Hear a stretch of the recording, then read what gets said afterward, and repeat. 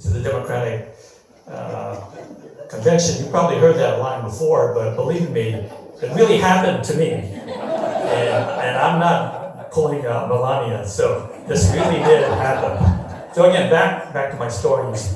In the fall of 1971, both Gerry and I were attending college at Cal State University Hayward.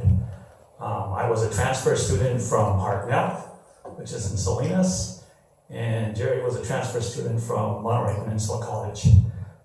Two bitter rivals.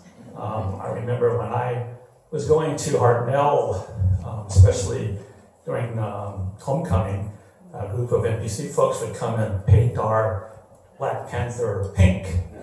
So we were known as the Pink Panthers. So there's never been a whole lot of love lost for between Hartnell folks and NPC folks. But I digress a little bit. Getting back to my story, we both were going to Cal State University Hayward, and the first time I met her, we both lived in the only dorm on campus, and that first week of class, I was walking up to class, she was walking back to the dorm, and right beside her was a young man that I had met the day before. As they were walking towards me, the first thing I noticed was that she had this long, black, beautiful hair, and it went all the way down to her waist. The other thing that I noticed about her was that she was wearing overalls, she had a flowered shirt, and she had sandals. So when I first saw her, I thought, oh geez, she's a hippie. And anyway, as we're walking towards each other, the young man who I met before, who happened to be Gerry's boyfriend at the time, introduced us. And we talked a little bit, and we exchanged pleasantries, and that was about it. That first year in the dorm, I didn't see her that much. She was busy doing her thing. I was busy doing my thing. The second year, we coincidentally decided to move to an apartment just down the street from the college. And a lot of our friends also joined us in that apartment. So I got to know her a lot better. One of the first conversations I remember having with her was to talk about our majors. So she asked me one day, what's your major? And I said, I'm studying history. And she said to me, boy, that's pretty boring stuff. Why are you studying history, and what do you think you're going to do with that? And I said to her, well, I was interested in the past, and I think you can learn from the past. And I looked at her, and I could tell she wasn't impressed. So I said, well, I think it's a good preparation for maybe law school. And I could see in the back, I could see her eyes roll, and she was probably thinking, oh, geez, just what the world needs now, another attorney. So I asked her what her major was, and she said she was studying early childhood education. She wanted to be an elementary school teacher.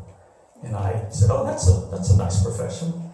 All the while I was thinking in the back of my head, you're going to need to have two jobs in order to survive with an elementary school teaching credential. So we got to know each other a lot better that year that we moved. As I said before, I was a history major, so I was used to writing papers.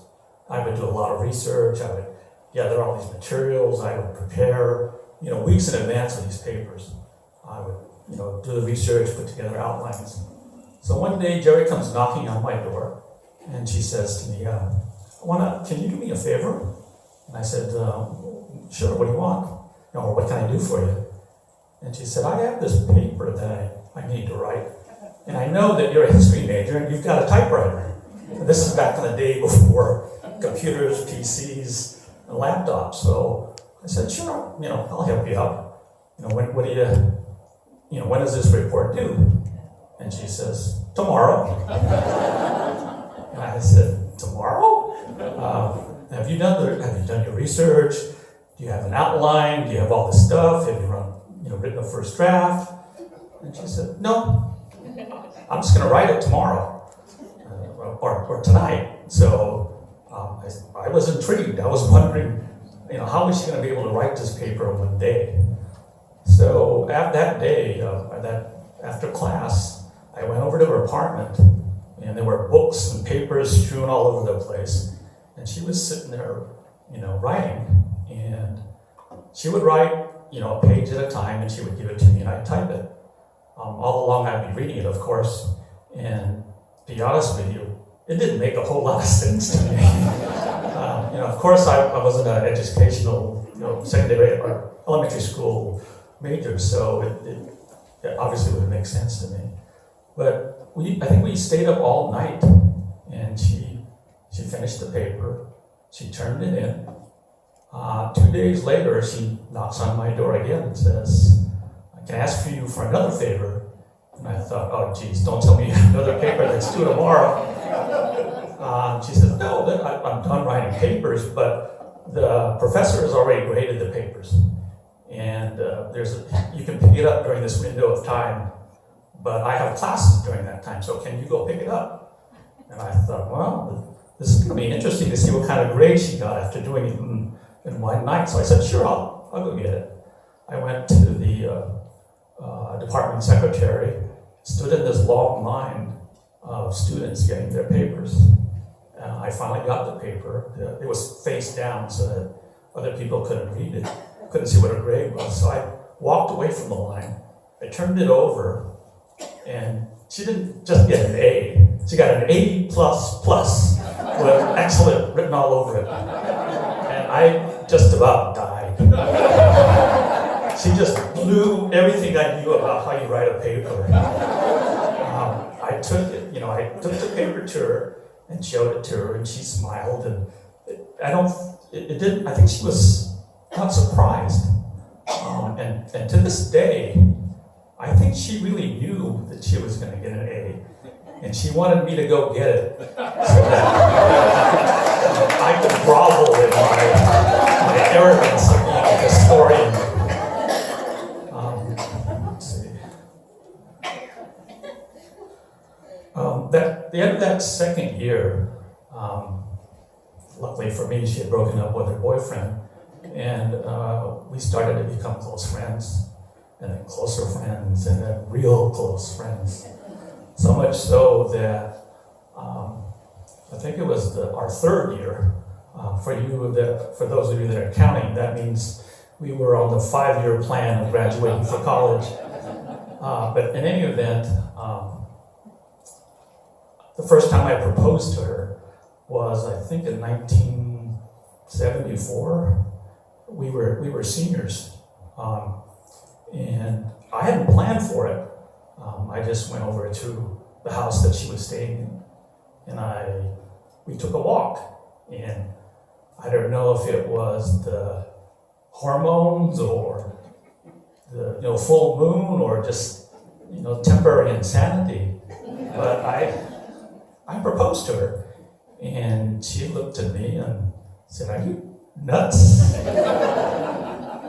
We haven't even graduated college yet. We don't have jobs. I've only known you for a couple of years. Why don't we wait?" And, I was a little bit disappointed, but, down deep in my heart, I knew she was right.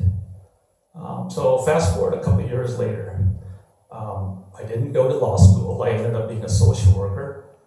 I started working for Asian Mental Health, working in the Asian community of Oakland. Gerry graduated. She got her teaching credential. She substitute taught, and then she became an assistant director of a child care center.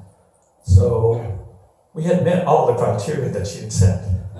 So the second time I proposed to her, she said yes. Last month we celebrated our 39th anniversary.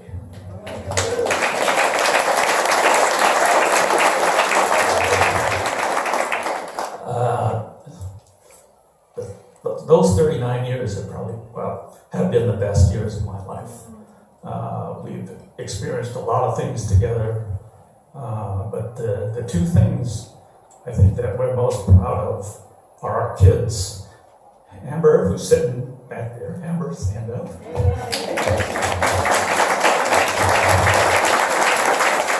And our son, Brandon.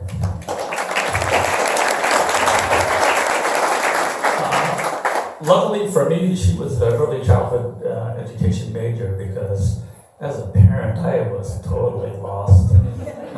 Whatever she said I should do, I just followed. And they turned out to be such amazing kids. And I think a lot of that is due to Gerry. And I know that if you ask Amber and Brandon, they would probably say that they have the greatest mother on the face of this earth. I wanted to close it by saying a couple of things. And this part I'm going to have to read. About 10 years ago, Gerry became involved in telling the story of our ancestors who first settled in the Monterey Bay area in the 1850s.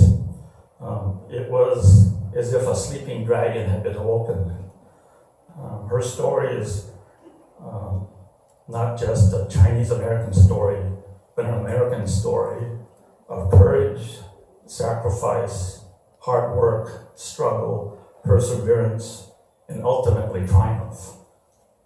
It's a story of remembering and honoring all of those who came before us to make lives better for them and for their families. She's told this story to, I don't know, probably hundreds of young adults, seniors, and elementary school students. And I've been at most of her presentations. And inevitably, when she's telling this story, there's one point where she starts crying. And then I start crying.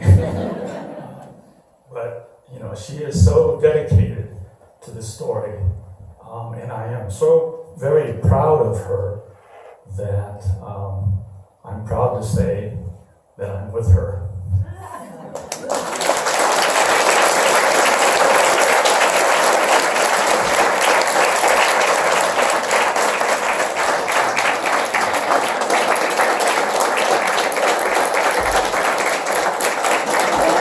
I wanted to give this story also to listen to my check.